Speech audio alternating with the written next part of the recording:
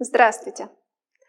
Мы начинаем серию роликов, которая знакомит с выставкой «Охотничьи тропы».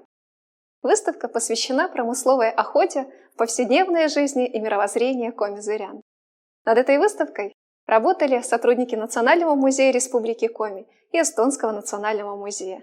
Дизайн выставки делало дизайн-бюро «Вельвет» из города Таллин.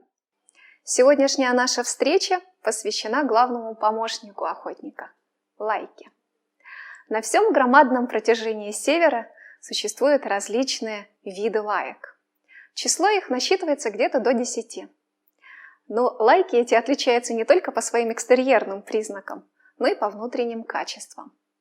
Одна из самых интересных разновидностей северных лаек, которая в чистом виде существовала до середины 20 века – зырянская. Интересное описание зырянской лайки мы находим у Эрнста Карловича Гофмана в его труде «Северный Урал и береговой хребет Пайхой» 1853 года. Длинная шерсть и остроконечная морда, нечто среднее между волком и пастушьей собакой. Рост не одинаков, цвет шерсти тоже, но большей частью здешние собаки бывают черные и пегие. Молодая собака берется в лес сперва вместе со старою, где она скоро понимает свое дело.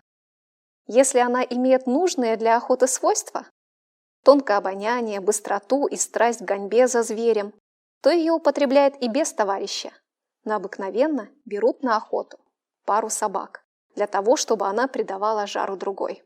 Выследив зверя, собака поднимает громкий и протяжный лай, и охотник по тону этого лая узнает, с чем предстоит ему иметь дело – с белкою, птицей или же с каким-нибудь крупным зверем.